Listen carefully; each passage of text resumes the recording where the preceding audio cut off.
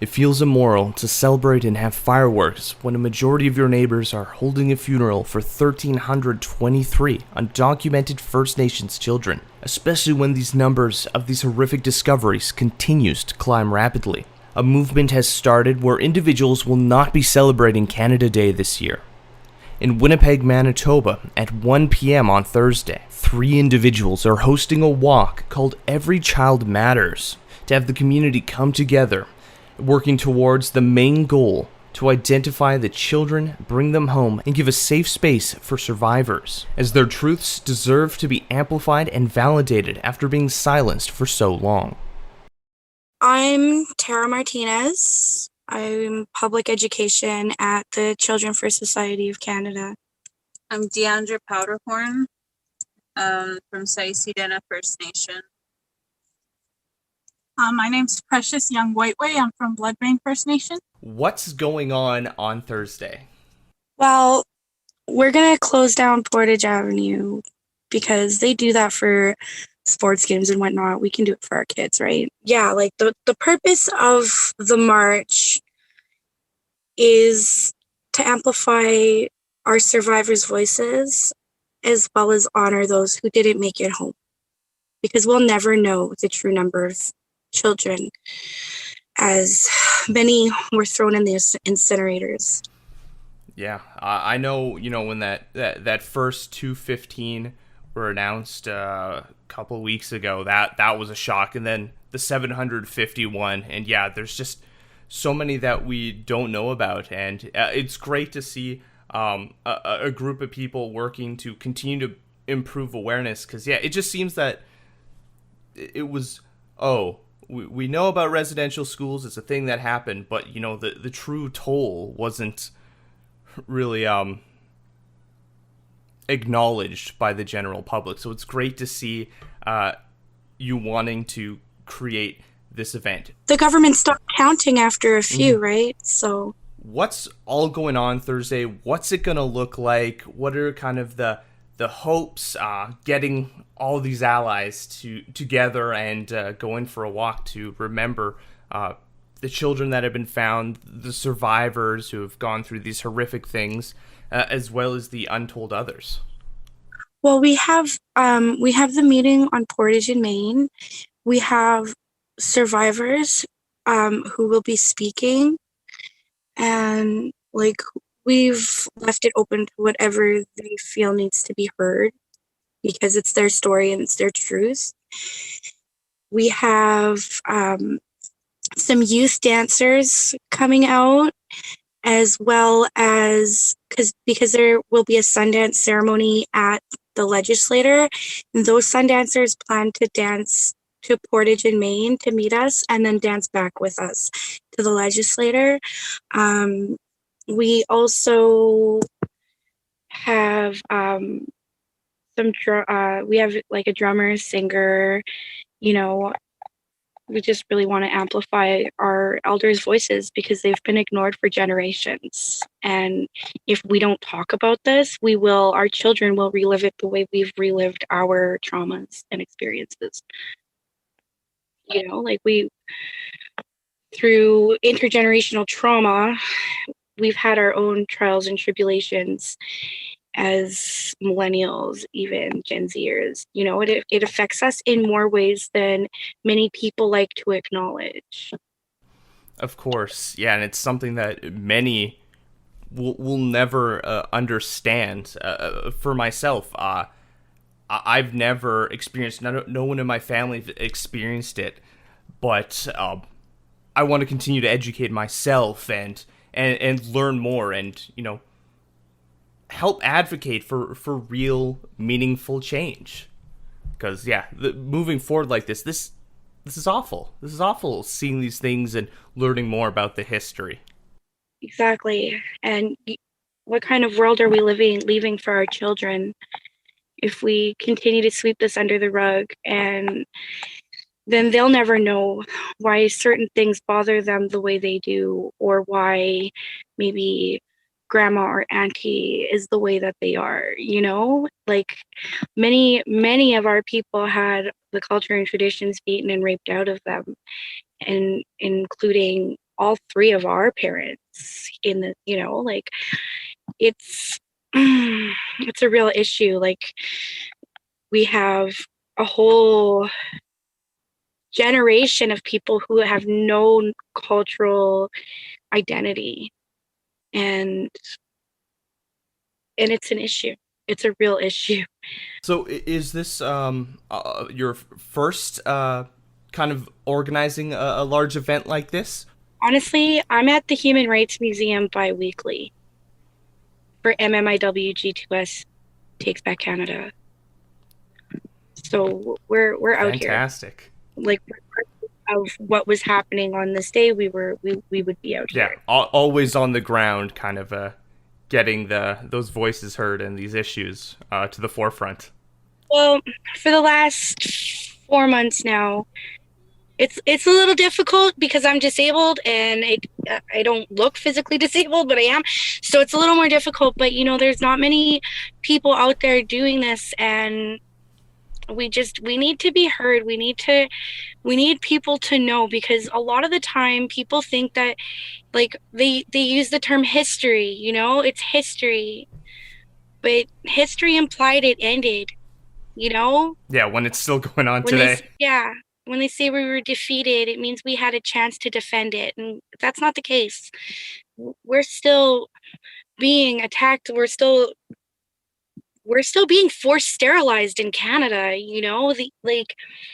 This is it's a real serious issue. They're still taking our children. They're still apprehending them. They said that they would do away with birth alerts. They haven't done that.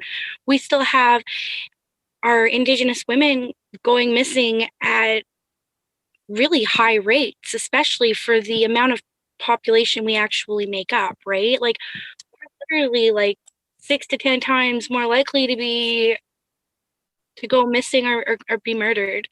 And that's staggering, you know, to think that like it could just happen to us. And then when it does happen, a lot of the time we're said to be prostitutes. Now, not that that should matter, but I absolutely know of missing people who are labeled as prostitutes that were not prostitutes.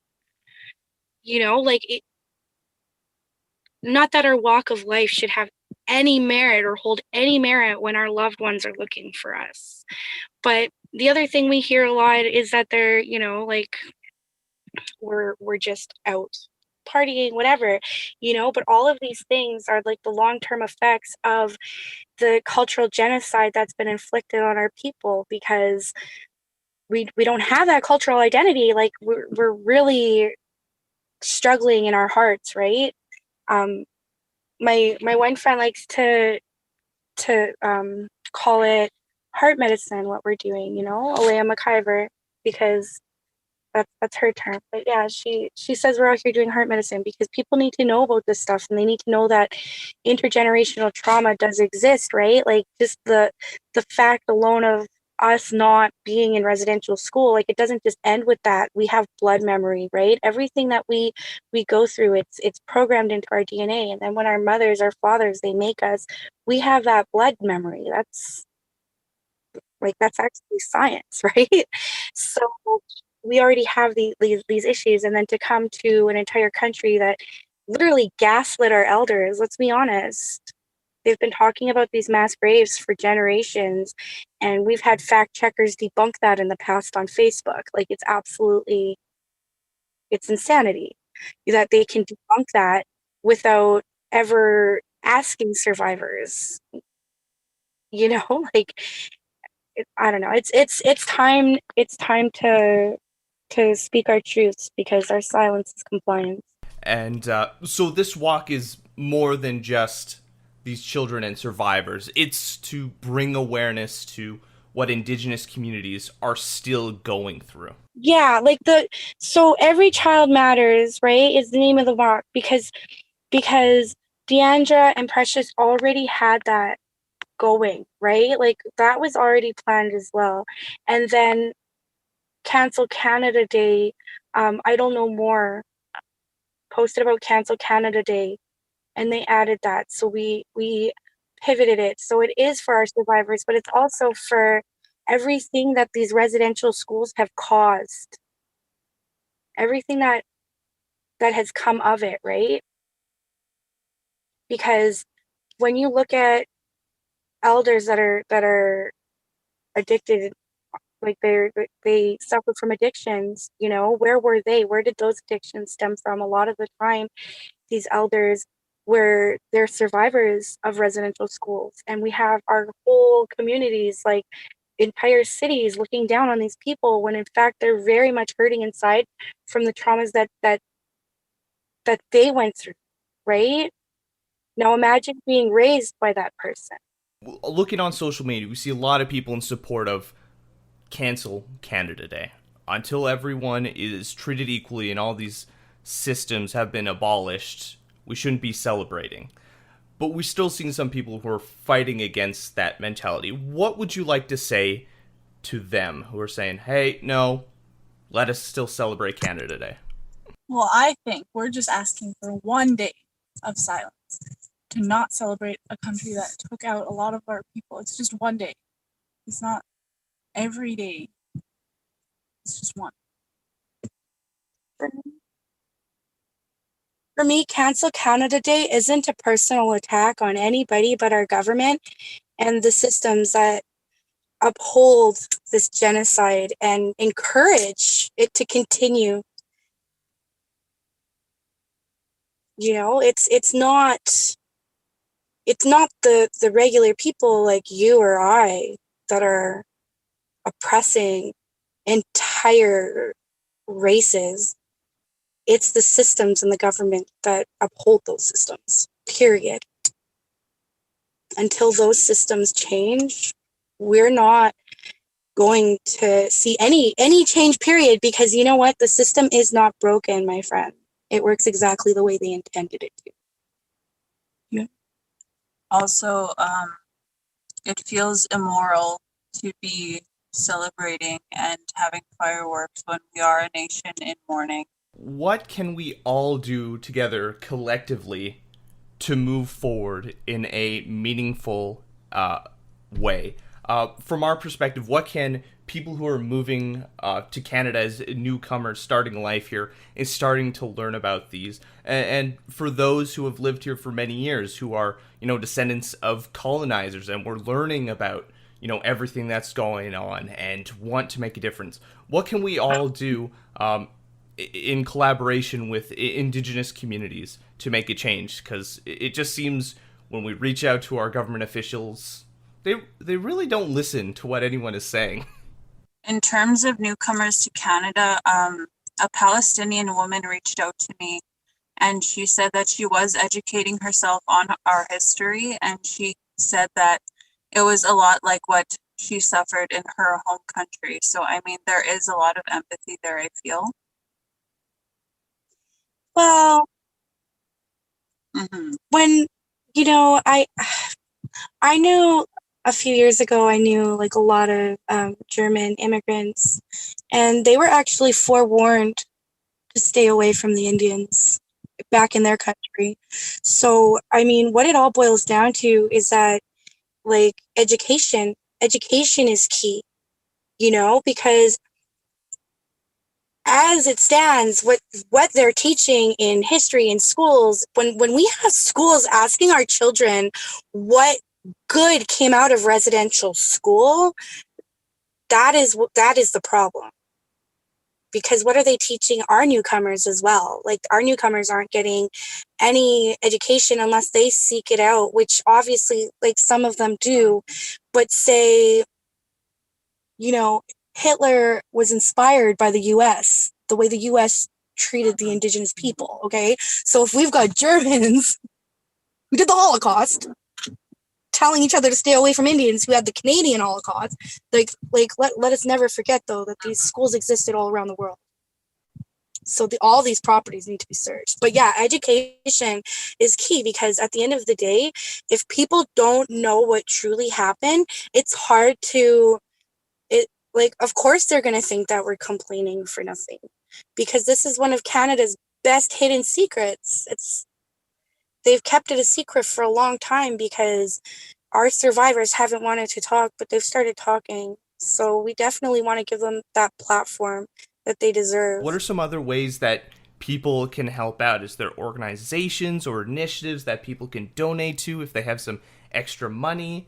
What are some good resources that they can use to help educate themselves? So, there are definitely oh, hold on. Deandra wants to say something. Colonizers can't take it personally. The word is not bad, it's a fact, and they need to listen and they need to hear us. The word colonizer, it's a fact. Okay, so they're saying that the word colonizer is not a bad word and that people need to understand that, because there's been a lot of controversy on that word as well. And the way I understand it is that, what is a colonizer? A colonizer is somebody that sends settlements to a country and assumes political control. But every time that they excavate one of our ancestral burial grounds, every time they lay a pipeline down on our land, that we've already said no, and they're like, but is it no? Maybe, we'll blast a few water cannons at you and ask you again later, when you're, freezing and dying of hypothermia. Like, that is assuming political control. Colonization never ended. You know what I mean? Like, this like, and I know that the truth, that the TRC report, that the MMIWG report, like, these things are very long. But if you refer to volume 5, page 11 of the TRC, it says at the bottom of paragraph 1 that the child welfare system is the residential school system of our day. So this never ended. They're still doing it. They're still taking our children.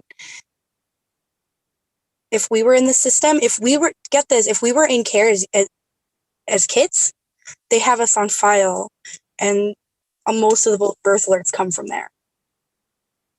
Like, they're literally just keeping us generation after generation after generation. As for the causes, there is the IRSSS, that stands for Indian Residential School Survivors Society. They could donate to that. There are also GoFundMes all across Canada trying to raise funds for ground penetrating radar, because the government has not agreed, regardless, they did set aside $27 million or something, but it was also for memorials. So they're paying for the funerals when we find the kids. They haven't actually agreed to search every school. Okay, now keep in mind there's 129 documented residential schools. However, there are plenty of records that have been destroyed. So when it comes to the searches and what have you, the numbers are a lot higher than what you think. So they could if they want to donate for the IRTC, GoFundMes to help buy ground penetrating radars across the country. There's also I just want to take a moment to mention that there was also 29 Indian hospitals that they also performed tests and forced sterilizations and what have you. Along with the residential schools, so that there's all these places that need to be searched, because a lot of horrible things happened and are happening.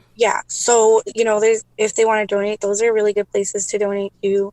And as for resources, every city has native centers. In Winnipeg, we have the Aboriginal Center. They're a really, really great resource. And there's places like Mumaway, just Native organizations. The walk takes place on July 1st at 1 p.m., with the meeting place being Portage Main here in Winnipeg.